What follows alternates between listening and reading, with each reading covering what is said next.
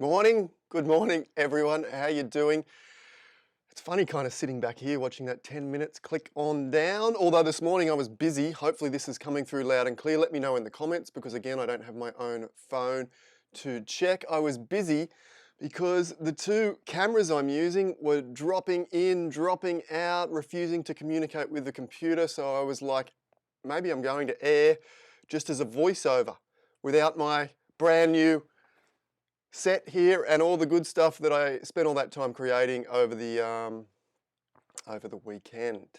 I've got some more technology arriving this week to make my job a little bit more simple, a little bit easier, with some cables and whatnot to allow me to set up my high resolution cameras instead of using my iPhones. Although, to be honest, the iPhones are doing they're doing an okay job, aren't they? They're doing an okay job. Loud and clear. Yesterday, I reviewed the video and I noticed the audio was a bit rubbish. Hopefully the audio is coming through better today. What I did yesterday was I had the audio settings up too high and it was causing my voice to clip or break through the top threshold, which was making that sort of scrumpled papery sound in the audio, like that crunching kind of sound, which is pretty ordinary. But, you know, we're just learning here, just go as we go, making the mistakes, fixing them, trying to get better as we go. Rough and ready. I got the beard going. You guys are getting to see me more and more like myself every day. You know, I used to try and be, you know, all trimmed up and proper and professional and shave the beard every couple of days. But, you know, as I'm getting more relaxed, I'll let the beard go. This is how it usually goes. Let the hair go. You know, I might shave the hair and the beard soon. But then again, maybe I won't. Get a big beard, big long locks. Who knows? I used to have long hair back in school, right down halfway down my back. Yeah, I know, Tom. Send me a new shirt. I've got like 4 shirts. And normally, 4 shirts is enough, right? Because most people don't see me every day. But I don't even have enough shirts to get through all 7 days. Where, you know, changing a different one. Send me a couple of shirts, Tom. Okay? Brenda, your internet's going in and out. Hopefully it's not my internet. Is everyone else coming through loud and clear? Try hitting the refresh button, and if that's not quite working, try lowering the quality of the video feed down a little bit and you might find a little bit more consistency. Tim Matthews says the sound sounds much better today. Cool, mate. I'll review that. Okay. Professional is boring, I know, Tom Putt. Anthony says, I look like the king of my new setting. I need a big gold throne though, Anthony. That would be fun, wouldn't it? Okay, a couple of bits of housekeeping before we get into it today. Today we're going to look at learning Photoshop the easy way. I know we've been doing a lot of advanced stuff lately. Today we're going to take a little bit of a step back for everyone else that's new or everyone else that feels a little bit intimidated by Photoshop or has ever been frustrated and confused. We're going to clear all that up today. You can follow along. Have a look in the description below. I've left a link which will get you to sign up for the example images folder. You'll get a link sent to your email once you sign up there, and you'll get access to all the download images, including this one.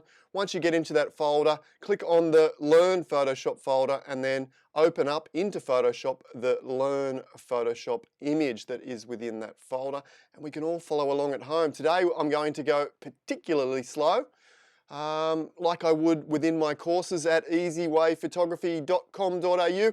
And if you enjoyed today's video and you want to learn the complete workflow, the complete beginner workflow, again, look in the description below. I've changed that beginner workflow from, it used to be $149, it's now pay whatever you like, including $0, okay? You can have the course for free if you can't, you know, if you're doing it tough at the moment and money's a bit tight, then absolutely take that course for free. I would love you to take that course for free. If you're a regular, hit the like button, please. Let's make a habit of that. If you enjoy the show each and every day and you hit the like button at the end of the show anyway, I'd love it if you just hit that. Particularly today, I'm targeting a really tough keyword to break into the YouTube search results. I'm targeting some really tough results. Some say that it's impossible to break into these particular results. I'm targeting Learn Photoshop, which is a really strong result with lots of searches and really hard to break into. So let's tell YouTube that this is a really great video by clicking the like button as many times. Well, you can only click it once each, but as many people as you can would be great. And I'll keep you updated whether we can crack it for this really hard to crack search term. I'll let you know in the coming days.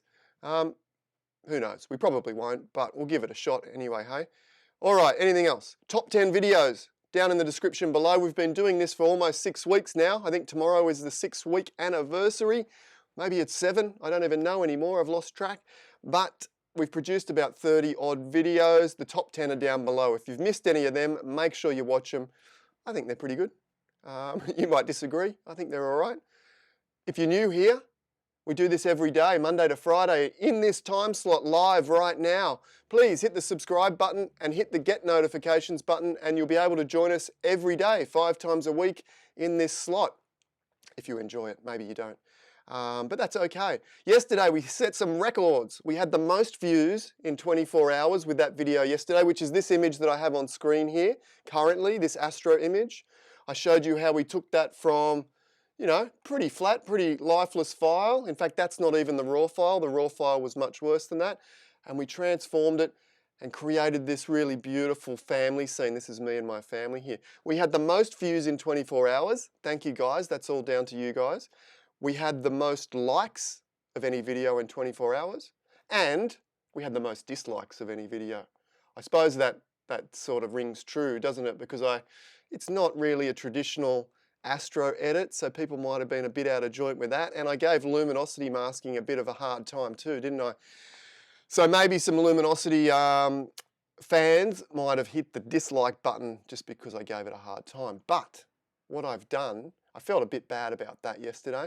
What I've done is I've contacted a couple of luminosity mask experts in the field, and I want them to come on and present without me butting in and annoying them, and tell us all how great luminosity masks are. I know they're great. I've just never gotten around to learning them. But I think there'll be many of you that would be really, really interested in, you know, the simple nature of luminosity masks, or how to get into luminosity masks, and where that rabbit hole might lead to. So I'll keep you up to date with that. With that, got a lot of announcements this morning. I promise we're going to learn Photoshop very, very soon, giving you some time to download that follow along file. I can see the comments going crazy over here. I'll jump on that in a minute. Hopefully everything's going okay. Yeah, it looks like we're going okay. No one's complaining. No audio loop this morning like we had the other day.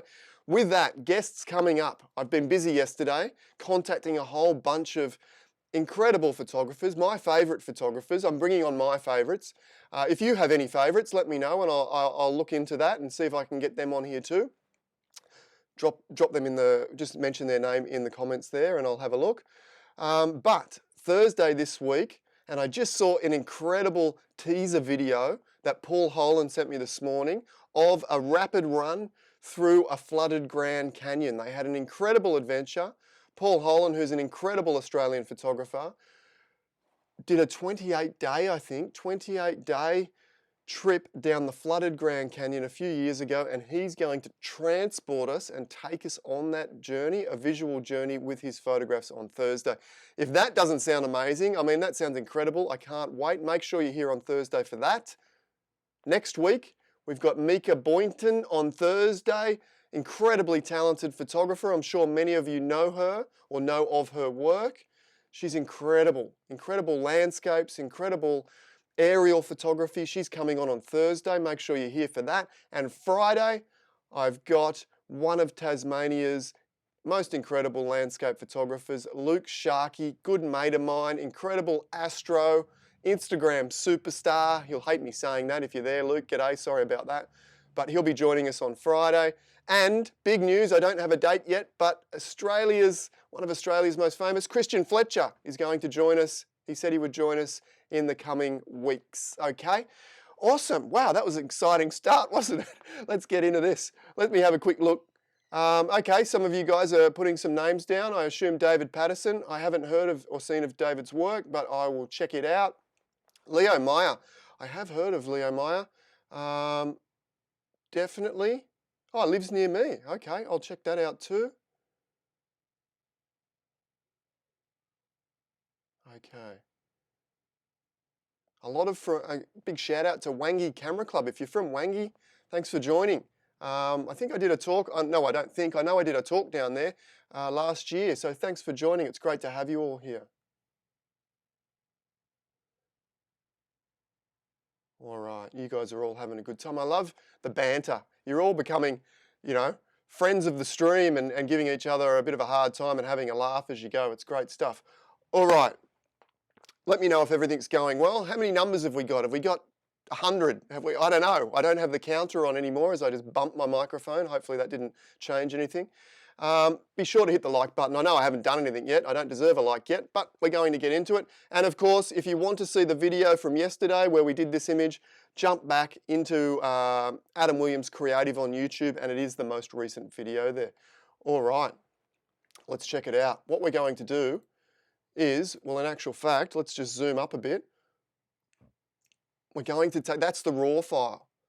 And one of the biggest problems with modern digital cameras is the raw file. I mean, it's also one of the greatest strengths is the raw file. Actually, I nearly forgot, didn't I? Where is, you can't see my screen yet because I haven't changed the scene. I'm the producer and the host and the audio technician and the cameraman, and often I forget these little bits and pieces. Here we go. Here's the raw file. I didn't even have that Astro image on screen either, did I? I was telling you it's on screen. This one. If you're interested in watching this video, why didn't you tell me? You guys are just having a bit of fun back there. Here's the raw file. Well, it's not quite the raw file. The raw file was even worse than that one. We've already given that a bit of a touch up in Lightroom. And that's what we ended up doing yesterday.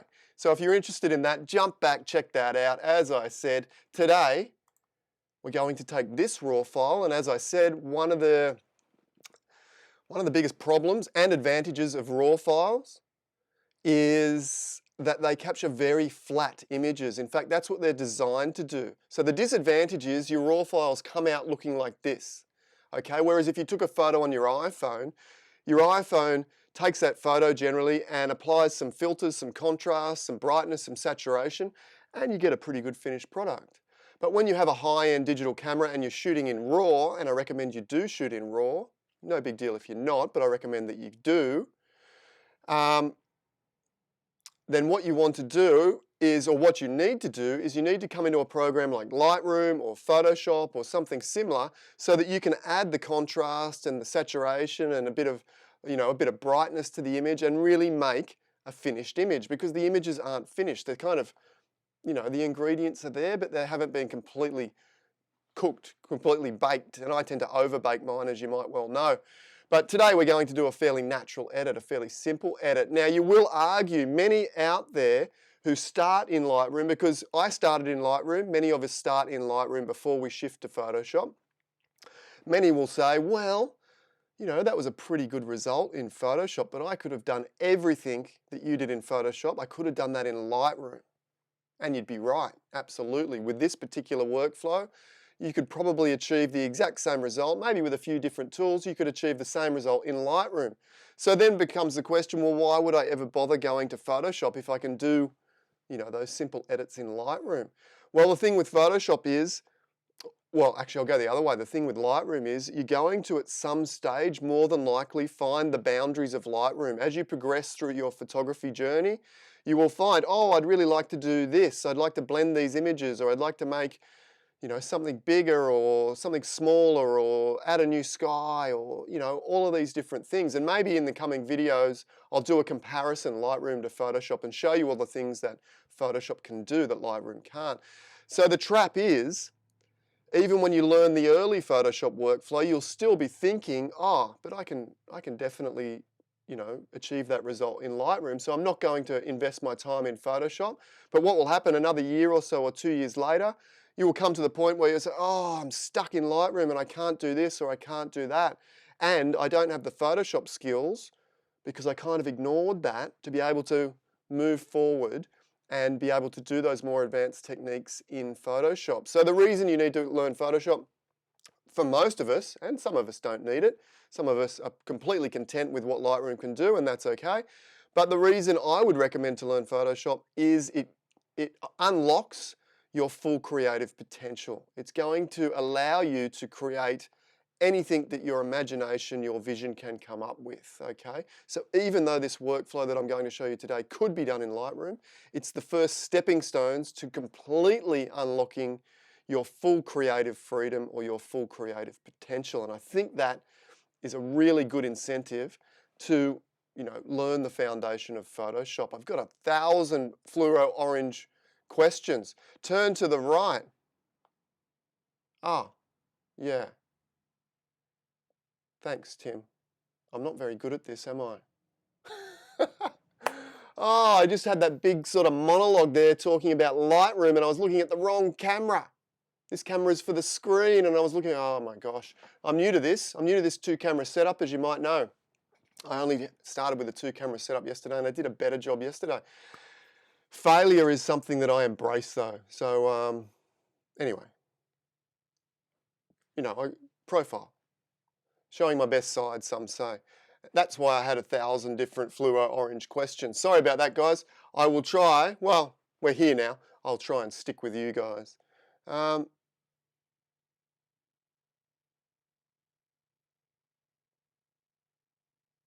The raw image is a sketch before we do the final artwork. Yeah, it is. It's the early stages of the photograph. You can see all the bits and pieces there, but we really need to bring it up how we like it. Add all the wow factor, if you like. Very funny. You guys are having a good laugh at me. Anyway, I'm here to entertain. We're not taking this too seriously. Having a bit of fun. You heard all the important stuff. Didn't have the eye contact. That was a shame because it was a really good why Photoshop is the go. But anyway. Embracing failure. I mentioned yesterday, in fact, I'll mention it again. Embracing failure, being scared of failing is not a reason to not try something. Here we are here. I'm on live YouTube, never done it before. And, I'm going to make mistakes, absolutely. And I know I'm going to make mistakes and I'm going to have mini failures and I'm going to have some epic failures as well. But as an artist, and you can use this for your own inspiration, as an artist, we can't let failure be the thing that stops us from moving forward.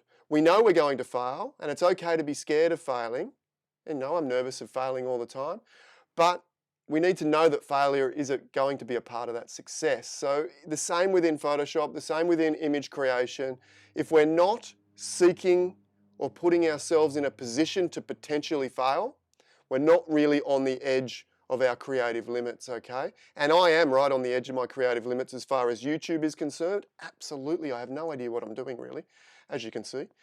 But use that for whatever pursuit, you seek. If you really want to achieve something, you really need to put yourself on the edge of potential failure and then keep improving as as those little mini failures or epic failures pop up. But don't let those mistakes stop you from doing it in the first place. That's the worst thing you can do, stop you from doing it in the first place. And also don't let them distract you or discourage you from continuing that pursuit once you get those failures. I have a failure. So far, every single show I could point out one thing where I haven't achieved the result I was hoping for.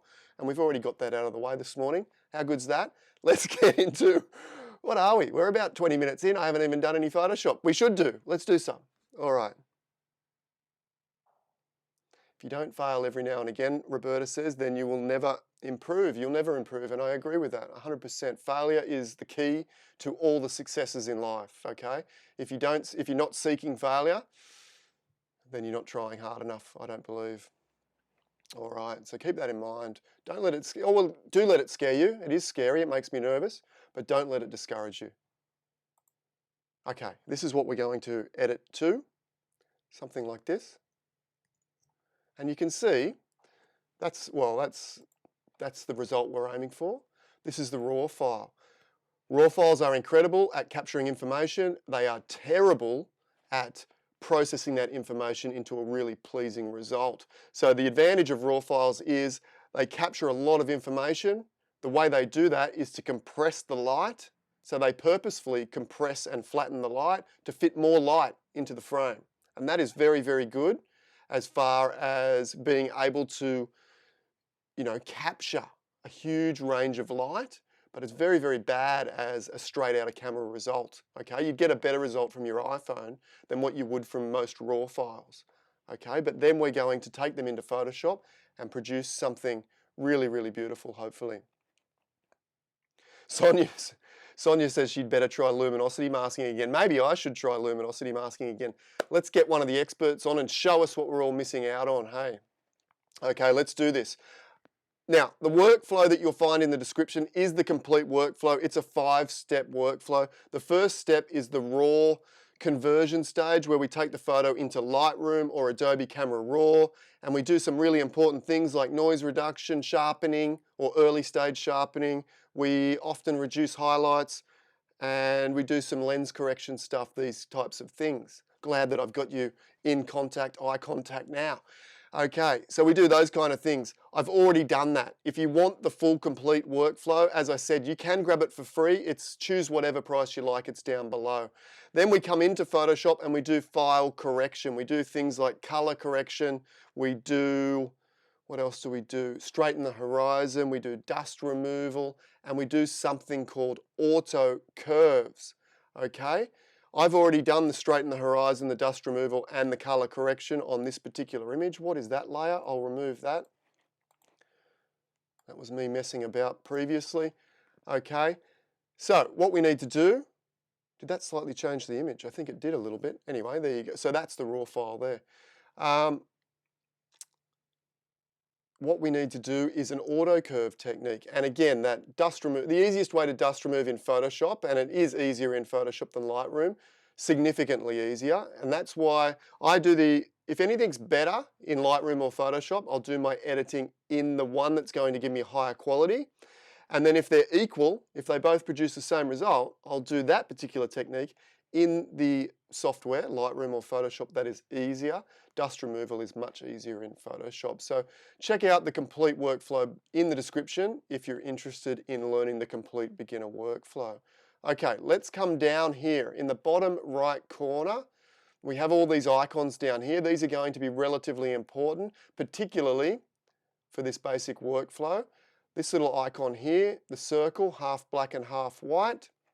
Click on that. We're going to add curves. So this is the final step of workflow, step 2. We've skipped a bit, as you might imagine, but you'll be able to follow along, okay? Now, we click the Auto button in the top right corner. This is the Properties panel, okay? And again, if your workspace looks a little bit different, I won't go into workspace set out right now, but it's in the complete course below as well, okay? So find that Properties panel, click the Auto button. Let's see. Yeah, that's pretty ordinary, isn't it? We need to now hold down Option on a Mac or Alt on a PC and click that Auto button again. Oh, and then we get these options. So that was the default option. That's how easy the workflow is. We are finished, right? We are finished. Like literally, we pretty much are, okay? So I didn't realize that was going to be the case, to be honest. So we're going to have to, I'll tweak the workflow around a little bit. So normally it doesn't get that great a result straight out of auto curves, but you can see how powerful auto curves is. And I think I like that one. Look, like seriously, this happens every now and again. Auto curves, boom, boom, boom, image done. Okay, so that's pretty simple for Photoshop, isn't it? But I should have chosen an image that wasn't going to do that, or I should have, so let's count that failure number 2 for the day, failure number 2, okay. What we're going to do, so I can show you a workflow and pretty much achieve the same result though, I want to show you and explain to you layers and masks and show you the rest of the workflow. So let's just delete that curves layer out of the way, forget it was there, delete that layer, but you can see, incredible result and can give you a really beautiful natural finish. Just like that, okay? Now, absolutely we do that in the workflow in any case all of the time, but we need to know that most of the time that doesn't result in a really epic, pretty much finished result like that. And when it doesn't, you might end up with something like this. And this is when we move into workflow step 3. Workflow step 3. Now, the key to workflow step 3, or the key to creating really really impactful, really powerful images. Let's get cheesy. Images with wow factor, images that pop off the screen, you know, really bounce off the screen. Those images that we tend to like on Instagram and Facebook. What we need to do, we can make the entire image awesome. Yeah, we can lift up the contrast and the brightness and the saturation across the entire image, and it's going to look okay. It's going to be a good start. But what I believe creates a more impactful image is to choose the area that is most interesting, okay? And in this particular image, I think you'd all agree, this rock here that's lit up by the early morning sunlight, the first rays, this is in Cradle Mountain, this is called Glacier Rock, I believe. Correct me if I'm wrong. But the early morning sunlight has come up over the hills and it's isolating this particular rock, creating a beautiful scene and a beautiful subject. So this is the area where we're going to add most of the wow factor and really make that jump off the screen. Around the outside, we might darken down just to, again, draw attention to the center. So the human eye works in a particular way. The human eye is most attracted to more light, more contrast, more saturation. So brighter, more saturation, more contrast will result in a more interesting area in your photograph.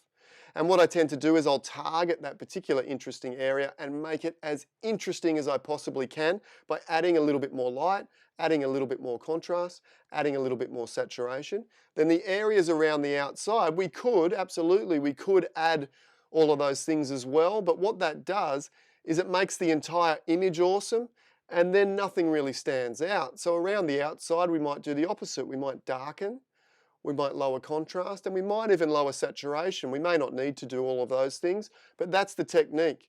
Make whatever is interesting as awesome as possible, and you'll get the highest impact out of your photos. Let's go and do it. So with that in mind,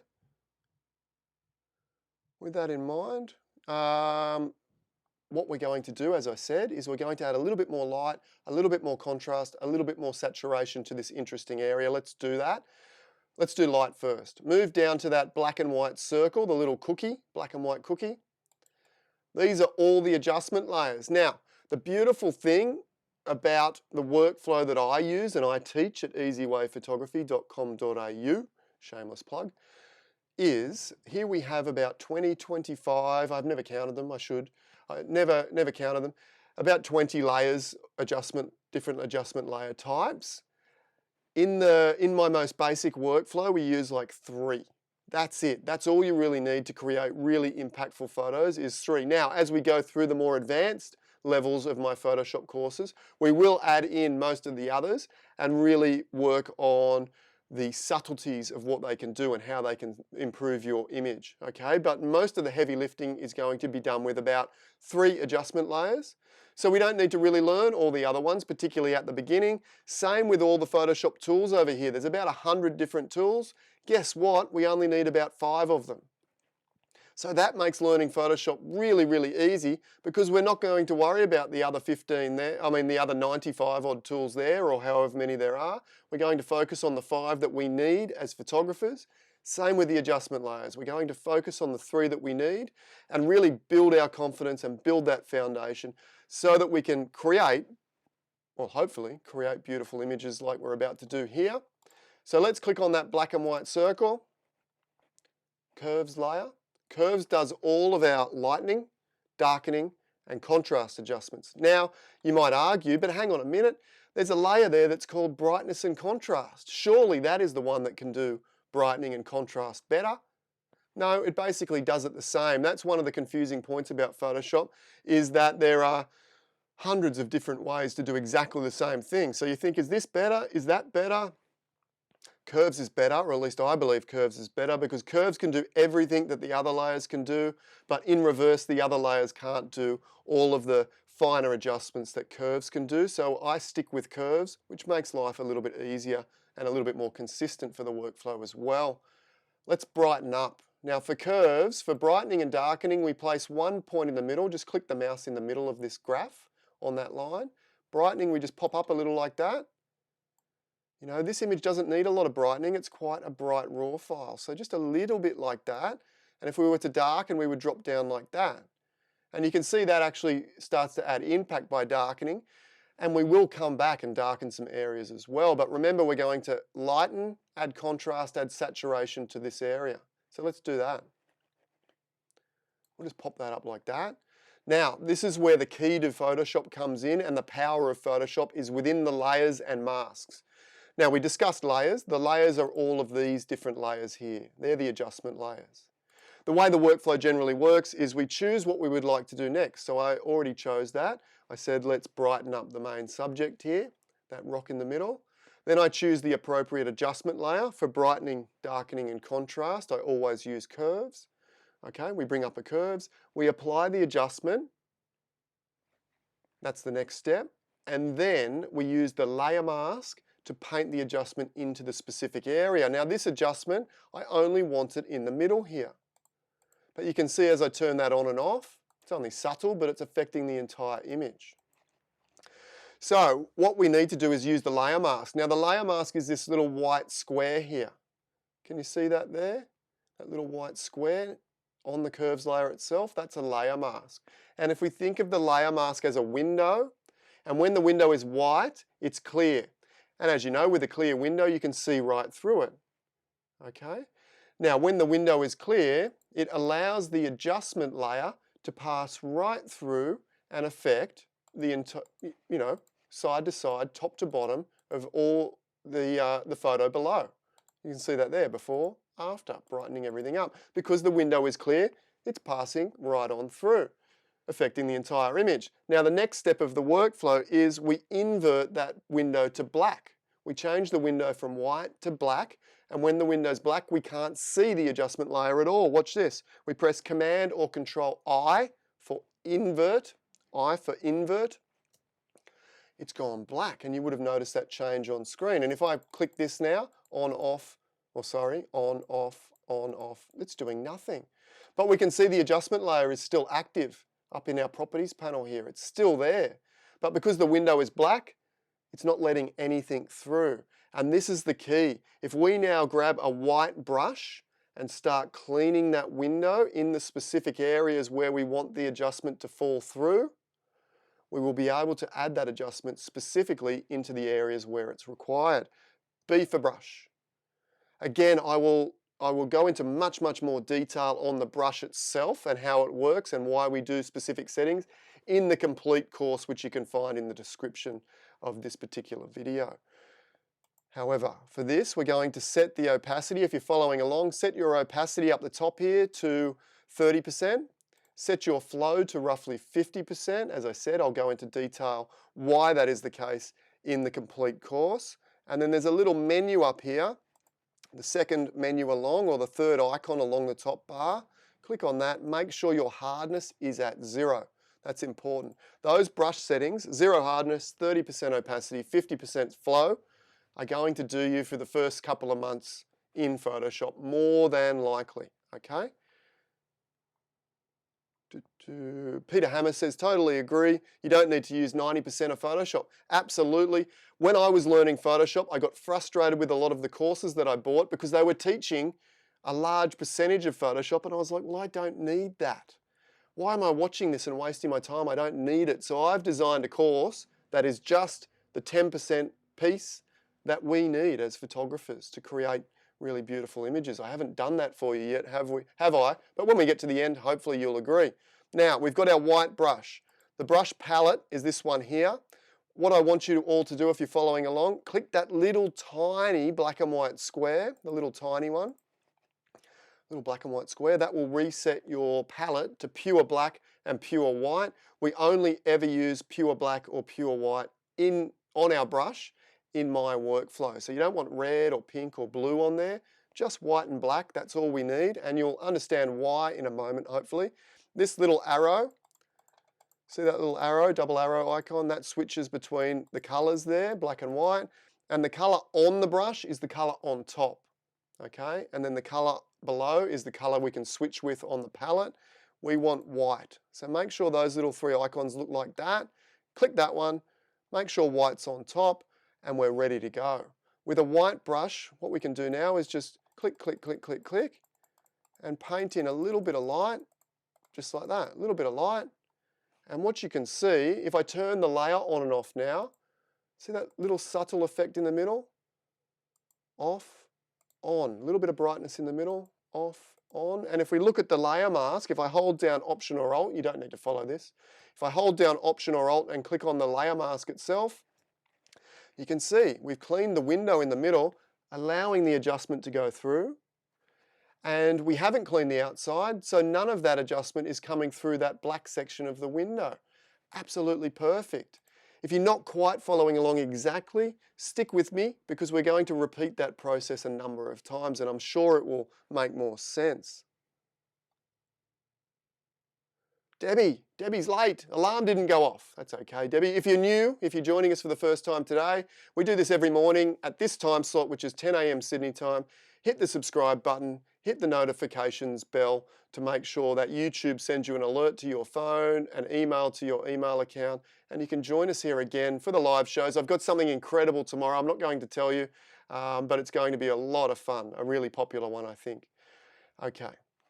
Let's add some contrast, okay? So we said brightness, contrast, and more saturation. So more of those three are going to make our image or that area more interesting. Let's add a little bit of contrast. Before we do that, let's stick with light, but let's darken. Let's darken down the edges just to help drag the eye right into the middle. It's called adding a vignette, and it's very effective at drawing attention to the central area of your images. And the reason it works is because by darkening down, we're reducing the interest level in those particular areas, which is in itself elevating the interest level in the other areas that we're not darkening down. So again, black and white cookie, curves, one point in the middle, and just drag down. You can already see dragging down is adding some drama and impact to this particular image. I think you'll agree. Right now the window is completely clear, so as you can see when I turn that on and off, affecting everywhere. Okay, so what we'll do, we'll make sure we click on the layer mask and press Command or Control I, Command on a Mac, Control I on a PC, invert that to black. Once again, we can't see that adjustment layer. It's still active, it's still there, we just can't see it, okay? Use the same brush, we don't need to change those brush settings. I will zoom back a bit because this will give me a little bit of room so that I don't accidentally click some of the other buttons and stuff up here. Zoom back, give myself some room. White brush, I didn't mention how to make the brush bigger and smaller, of course.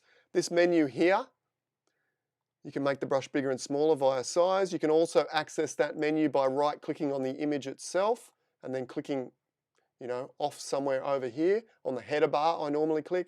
Or the way I prefer is the keyboard shortcut, which is the square brackets over near the Enter or Return key. Okay, have a play with those. And with our white brush, we're going to darken. With our white brush, we're going to darken because white cleans the window, and behind the window is a darkening effect that we want to come through. So with our white brush, we're going to clean the window, and it's going to darken the image around the edges. We might leave a little bit of light there. That's the pathway of the light coming in. We might do 2 sweeps around like that. Beautiful, absolutely beautiful. We might also just darken down the back of the rock a little bit to give it some dimension. And look, if I accidentally go too far, like that, don't follow along with that, but if we do accidentally go too far, we can switch back to a black brush and again, paint the window black to remove some of that effect. So we switch between the white and black brush to get the perfect amount of that adjustment everywhere we want, something like that. And if I turn the layer mask on and off now, turn the adjustment layer on and off, you'll see before, and then when I turn it back on, you'll see we've mostly darkened the edges and didn't darken the rock face, other than the shadow area there. Okay, beautiful. Let's now add some contrast. You can grab one of your own images after this and try the same workflow, and I will almost guarantee that it will create a really pleasing, impactful result with this really simple workflow. Follow the same workflow. All right, once again, click on, we're going to add contrast now because contrast is probably the most impactful adjustment we can make. contrast. So we click on our adjustment layers cookie, curves. Now contrast, when we're adding just a standard form of contrast, and there are other ways of contrast or other ways to add contrast, but when we're adding just a standard contrast, we come in about 25%, a quarter from each end, and place 2 points like that. Now this point will go slightly up, and this one will come slightly down.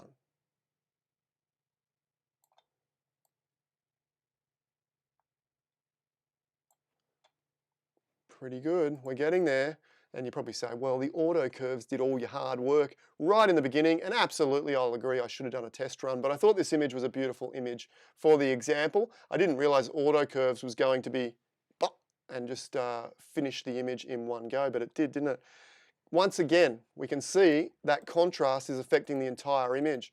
And look, you know what? We could brush that in, but I quite like it everywhere. How about you?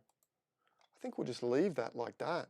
Okay, let's do a little bit of color adjustment, Couple of questions, let's touch on them. Oh, Pamela says she has to leave. Have a good day. You have a good day too, Pamela. Thanks for joining us for the time that you could. Leslie says, any reason why you use a mid-grey background behind your image and not a black? No, not really, not really. If you want to change the background behind your image, I've got dark grey. You can go, a lot of people use mid-grey, that one. You can use black. Yeah. You can use light grey, okay. I don't know, I like the dark grey. It seems to blend in with Photoshop the best. And it's also, I'm working on Photoshop often for hours and hours and hours, so I don't really want something super bright like the light grey. It's very glary. And I don't also want something really, really black myself because I find it very contrasty against my images. So I said there wasn't really a reason, but apparently there is. Choose whichever one you prefer, right click on that background and choose whichever one suits your eyes. Seabreeze says, enjoying this presentation, can I show you some examples of what you'll see in the Turbo and Accelerator, the more advanced courses? I'll talk about what you will see there. I've already shown you a couple of them. Give me an email, send me an email and I'll set you up a super discount. There is a 365-day money-back guarantee on all of my courses, all of them. So if you want to just jump in and try them and then email me and say, hey, you know what? You know, I didn't really enjoy that. It wasn't value for money. Then absolutely email me back. But I almost guarantee that you will enjoy them. I get very, very few emails asking for money back, about 1%. Or even less, to be honest. So absolutely, I'll stick around. I'll talk a little bit about what is coming up in the later courses if you're already doing the Essentials course. But also, if you're interested in upgrading, email me, adam@easywayphotography.com, and I will set up a crazy discount. In fact, maybe next week we'll run a discount as well on the channel. Okay, let's mess around with the color a little bit. What we're going to do, let's add a color saturation. Okay, so coming down to the adjustment layers icon again, and we've been using curves because curves does lightening, darkening and contrast, but I'm pretty happy with all those levels right now. So now we're going to do a little bit of color tweaking, hue saturation, choose the hue saturation layer, and I think maybe I want these colors to be a little warmer, so maybe I could tweak with a hue, just a little fraction. Not much, -4. Can we see that subtle change? It was the light on here was a little bit greenish yellow. That's maybe a little bit too burnt, so I can lower the opacity down to 50% and it's going to be really subtle, but it's just a little fine tweak of the colors there that I like a little bit better. I'm enjoying that. Once again, Command or Control I to invert. B for brush. You can see I'm on my black brush. I need to switch back to white. And you won't really see this coming on, but you can see it on my mask over here. Over there, you can see the mask has changed. And it's just a little bit warmer there. That's absolutely perfect. I feel like maybe we might do a little tweak with photo filters. This is a little bonus which I like to do at the end. Once again, click on adjustment layers icon and we're going to choose photo filter. Oh yeah, that's what I want. See that warmth that just added? Just checking those, there's not much. I really like the first one. So that warmth is beautiful. Let's have a look. Before, a little bit cold, after. I like that. Let's wash a little bit of that over the image. Once again, Command or Control I to invert. We do the same thing pretty much every time. Choose the, decide what we want to do, add some warmth, decide the appropriate adjustment layer, in this case photo filter, apply the adjustment, invert the mask to black so it's hidden behind the black window, and then clean the window where we want that adjustment to come through with our white brush. So, through here. And what we're going to do, we might even cool down the outside is a little bit cold. We may not need to do anything. I think we're probably nearly finished. Maybe a little bit more contrast. We're very close. We're very, very close. We're very close. But what I want to do, let's come down one more layer. This might be one we delete, but let's have a look. Again, adjustment layers, again, photo filter. What happens if we add a little bit of a cold filter around the outside to add a bit of complementary cold versus warm, really make that subject stand out? Come down to the cooling filters. These will be way over the top, I know that, but can we get away with it? That's not too bad. Oh, I'm liking that one, the second one. That's too much. Let's go the second one. Again, Command or Control I to invert the layer mask to black. And now let's just paint around the outside. This will add a whole bunch of interest through those complementary colors.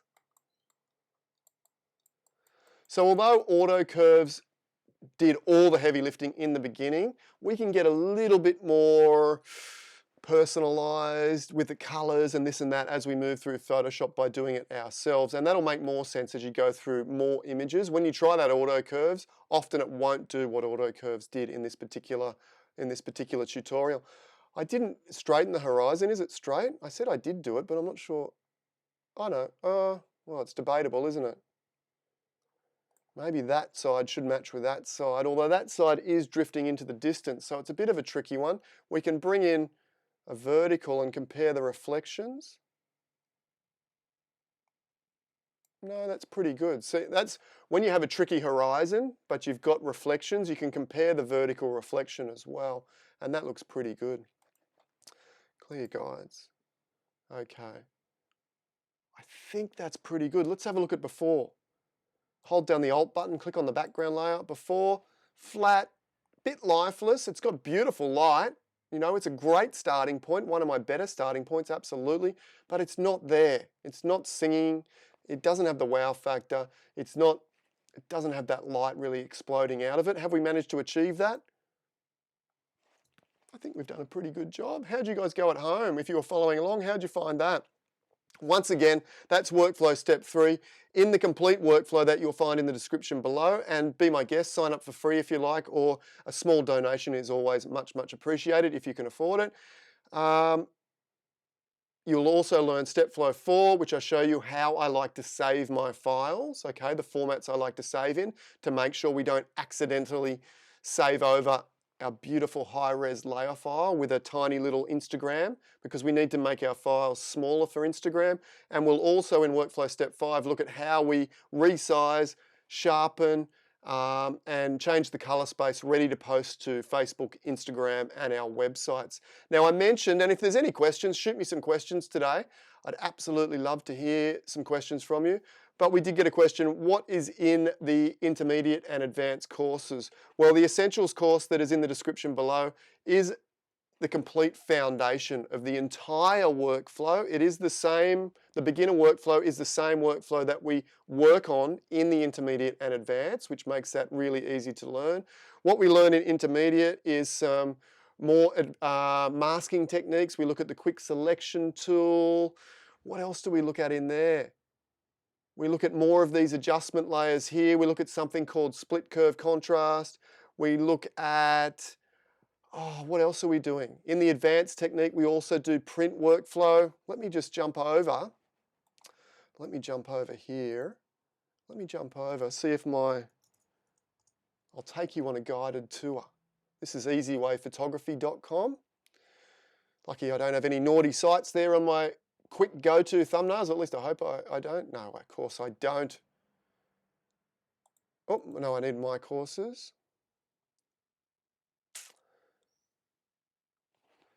One second, bear with me. This is I want to go and jump in and show you what's inside.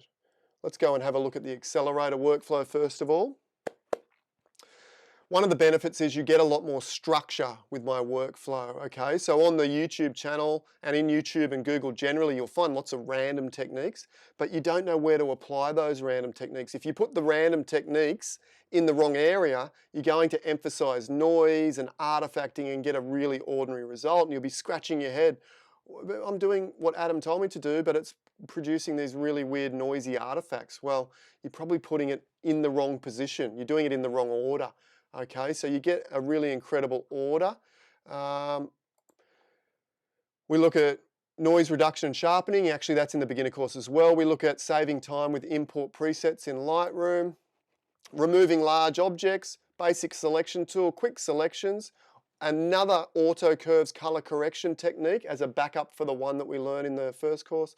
We have a dust finder action, which is awesome for finding all the dust in your photos and removing it really easily. You'll love that one. Removing large objects, number 2, a more complex version or a more complex example of removing distractions, large distractions from your images. We look at dropping in a new sky. We look at moving objects within a frame to get better composition. We look at enlarging and warping objects, if you're into that, you know, making bigger mountains or warping things to get a different shape or a better shape, more interesting shape. And we also talk about why we would do these things. We also back that up with complete workthroughs. We talk about what is non-destructive editing. We look at intermediate curves, okay, so how to manipulate those curves in more advanced ways rather than what we just showed there. Split curve contrast, split curve in luminosity blend mode, a couple of ways to really make your images pop. Crop tool, that's pretty boring. Merged up copy layers, why we do that. Soft light glow technique, that's a really fun way to add a luminescent glow to your images. Creative sharpening, the correct way to use clarity in Photoshop rather than using clarity in Lightroom. Adding drama with a vignette. Actions, Photoshop actions to speed up your workflow. So you can see there's a lot of stuff here, There's some challenges to help you learn easier. Saving in different formats and their uses. Keeping your photos safe with backing up. There is the Andreas Resch web sharpening script in there, which is absolutely brilliant. A one-button press to prepare your images for competitions, for websites, for web, for Instagram, etc., etc. And a whole bunch of other stuff. Hopefully, that's well worth it. Let me have a look. We'll have a quick look at the Turbo course. The Turbo's got a lot more stuff in it as well. As I said, give me an email. Send me an email and I'll set you up a 50% discount. If anyone else wants a 50% discount on the complete ultimate workflow, send me an email and I'll set that up. Shh, don't tell anyone. Okay. That's the exam, workflow guides. Synchronized settings in Lightroom, that's really cool for doing panoramas or focus stacking. We talk about focus stacking. Manual blending for more action, so bringing in other elements into your photographs. Awesome. An easy way to blend for more dynamic range. Converging line correction, compress midground, stretch to improve composition, remove large objects. 3, a more complex removal of large objects. Focus stacking, warping, puppet warp, quick sky replacement, replacing the most difficult sky possible. Clipping layers, which is really, really cool particularly for compositing. We look at blend if in depth, blend if, the most powerful tool in Photoshop. We will get you up and running and comfortable with that. Probably has everyone logged out? You're probably all logged out. Are you still there? I can't see your comments as I bang on about my courses. But anyway, all these other darken with solid color black. Pro glow is a beautiful kind of Instagram technique to get that light glow. Building the Pro Glow action, enhancing color with color balance, painting with pure sunlight. You might have seen that technique already because I showed you. Masking the mask is incredible. There's so much. It's my entire workflow. It will get you up to speed and give you the workflow to completely, absolutely, completely unlock your creative vision and your creative freedom. If that's not worth 97 odd US dollars at when we're at half price, it's normally 195, so that comes down just under 100. I don't know what is. Remember, 365-day money-back guarantee. Wow, I'm really selling stuff today. Sorry about that, guys. I don't normally do the hard sell, do I? I don't normally do the hard sell. It's normally more about, where's all your questions? Are you still there? Are you still there? Hang on, I'll get to your questions. Let's move this all back.